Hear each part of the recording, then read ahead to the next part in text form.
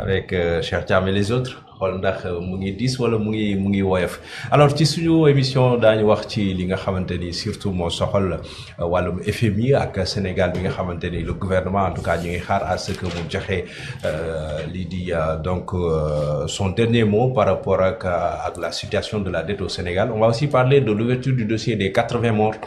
daañu ci dëkk ci biir jotaay wax ci woyofal bi mbaa diisal bi ak Youssoupha plus particulièrement parce que en cadre de la Sénélec mais aussi ak ñëpp ñi nga xamante ni ñu ngi ci plateau bi daañu wax aussi tamit ci feebar bi nga xam ni jamono ji sonal Sénégal gi 8 moo di mpox ak fièvre de la vallée du Rift daañu ci ñun ci ñu mu gën a yaatoo ci bile jotaay mais pour commencer déjà képp koo xamante ni jamono ji yaa ngi seetaan càmbar maa ngi lay ñaan nga abonné wu ci chaîne bi et puis aimer et partager suñu contenu yi nga xamante ni moom la ñuy def saa su ne alors doyen Sanou on a vu le gouvernement du Sénégal jamono ji ñu ngi xaar li nga xam ni moo di le dernier mot du FMI gannaaw ba nga xamante ni Fonds monétaire mu ngi doon amal ab session ngir war a mun a àddu ci mbirum Sénégal ci wàllum dérogation ou pas on a vu que hier finalement FMI mujjul statuer ci dérogation boobu nga xamante ni ñu ngi ko doon xaar finalement lan mooy tey li nga xamante ni dëgg-dëgg moo war a nekk taxawaayu suñu gouvernement bi su fekkee ni FMI encore une fois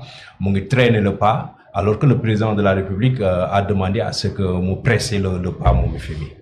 waaw jàngat bu am solo dañuy wax ne peuple yi seen éveil de conscience mu ngi juddoo ci ay crise parce que FMI banque mo dañ ko mës a jàpp ñun muy mit bu ñu jëloon rek teg ko ci pays africain yaakaar ne moo ñu mën a génne ci suñu sous-développement mais l'histoire nous a montré que ne amul benn dëkk ci réew mi boo xam ne ces gestions financières là génne la ci ndóol donc heureusement que ce gouvernement a compris très tôt que ne c'est vrai nous sommes membres du FMI donc partenaire là mais il faut que nous comprenions une chose que Afrique jot na nag tey ñu xam ne au-delà du Fonds monétaire international que le développement ñoo mën a développer suñu bopp il faut que ñu xam li ñu am ñun chance bi ñu am en Afrique kenn amu ko ci àddina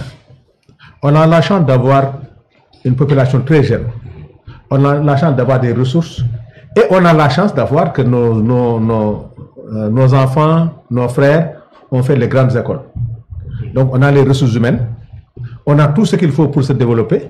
Maintenant, c'est vrai que dans ce monde actuel, li garantir la richesse, ñun moom la ñu am.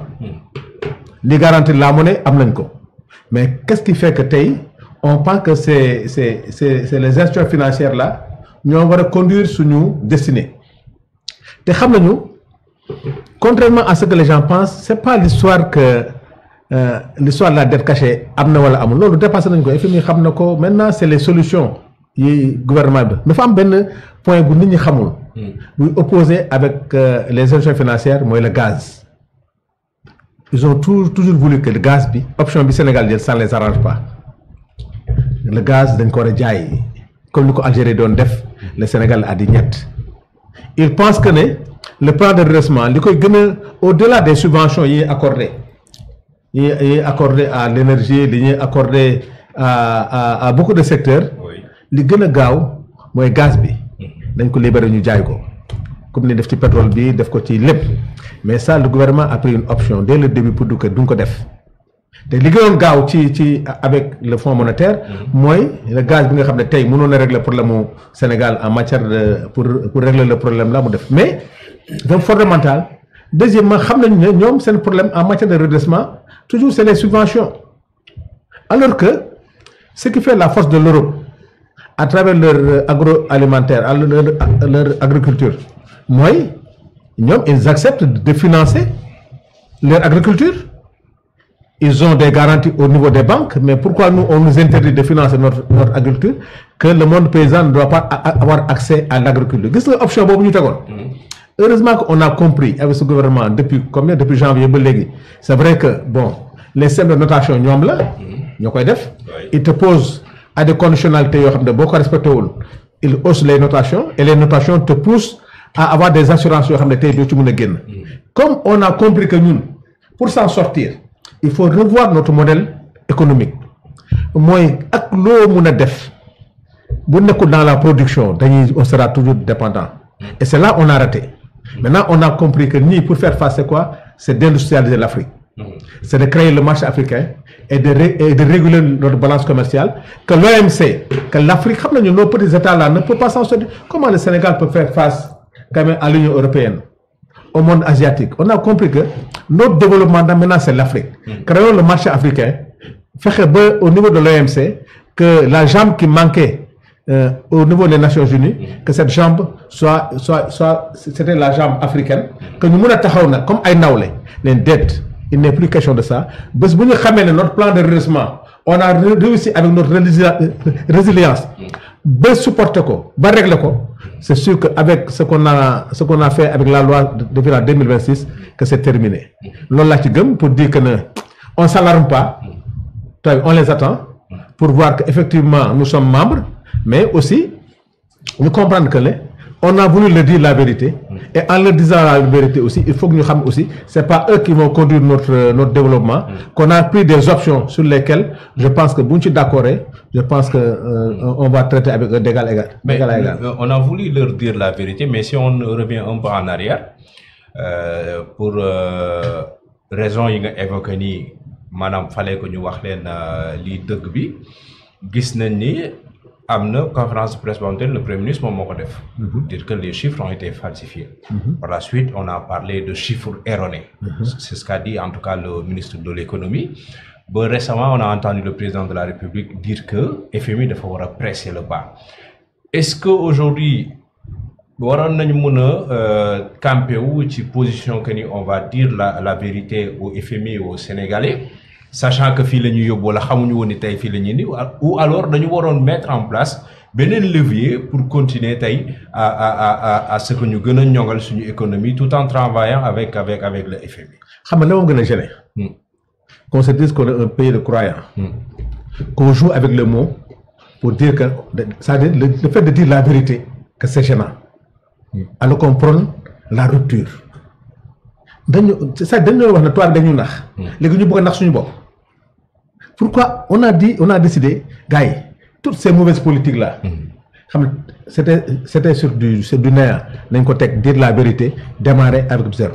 Quand le président Macky Sall te dit loolu mënul nekk te assemblée yëg ko. mais il a oublié que l'assemblée n'a pas joué son rôle. Parce que en 2022 bi ñu ñëw à la 15e législature le Sénégal était en retard de 3 ans de la loi de règlement. kooku kon assemblée lu mu jëriñ une assemblée qui vote un budget sans une loi de règlement ñu def 3 ans de retard de loi de règlement et c'est la loi de règlement sur lesquelles on doit se baser pour créer un nouveau budget. Kon xam na ne assemblée amu ko. Assemblée moo def évaluation des politiques publiques depuis bi ñu ko joxee assemblée on l'a jamais fait. Ça, l'Assemblée n'a jamais fait d'évaluation des politiques parce que amuñu manuel formé wuñu xamuñ sax lu évaluation. Contrôle de l'action gouvernementale sur 60 mois, les 12 ans, c'est 60 mois, on ne l'a pas fait 12 fois. Il n'y a jamais eu de commission d'enquête. Bon, soxla un DG ou un ministre mu toog ñu ko fi tenté woon avec Cheikh Kanté au port gis nga lu mujjee. Avec tout cela, quand on te dit que waxuma sax les Sénégalais, même l'Assemblée nationale ne pouvait pas savoir que les dettes sont cachées parce que lu jaarul loi de finances. Xam nga ñun dañoo dégg tubaab ba gën a dégg tubaab yi les Français erroné caché c'est-à-dire jaaru assemblée gisu ko jaaru LFI jaaru LFR c'est caché. D'accord. Mais loolu kay xam nga jaaru weneen maintenant le problème qu'on a c'est que il faut que ñu accepter de se dire la vérité ku ñu wax politicien rek nga mer nous tous nous voulons être des hommes politiques parce que on pense que politicien mooy kuy fen kuy sàcc. C'est comme ça c'est la conception qu'on a des politiciens. Loolu moo tax tey gis nga li xew dem nañu ba entraîner sax tu as vu le secteur économique ce qu'on appelle les champions tey lii am fii yëpp gis nga ko gouvernement bu ñëw rek li nga njëkk a wax mooy jàpp nit jàpp politicien mais il faut qu'on arrête. Est-ce que le reste du pays là est-ce que jaadu na tey ñu am problème yi alors que tey ñi ñu topp nii yëpp tey boobu tey bu ñu génnoon li ñu am rek ñu financer quand même suñu développement. Donc c'est pour vous dire que en vérité gis nga li ñuy wax yëpp c'est nous qui devons changer surtout les hommes politiques ñu xam ne c'est terminé dans ce pays que les deniers publics que quelqu'un peut se permettre tey ñu fal la tey député astafurlah ñu fal la ministre wala ñu fal la DAGE tey ñu lay tudde ay ngénte di la parrainer ay affaire ngay génne rek di battre yooyu jeex na fii. Voilà la vraie révolution. C'est que c'est nous qui devons changer par rapport à comme aux deniers de l'État. D'accord. Youssoupha, finalement, gis nañu FMI mu daal di différer lii di décision sur la question par rapport ak la situation économique du Sénégal. Mais comme li ñuy wax am na benn précédent, c'est le discours du gouvernement et en premier chef le Premier ministre. Est-ce que tey finalement waroon nañu mun a faire valoir ce discours-là ba mu ñuy indi ci situation bi nii? Moi, je l'ai toujours dit. J'ai toujours dit que ils se sont tirés une balle dans le pied. C'est généralement le discours que je tiens parce que mënoo ñëw ne da ngay gérer état mu wóor la ne yow fekkee ne il a pris les pouvoirs réellement que il y a 1200 milliards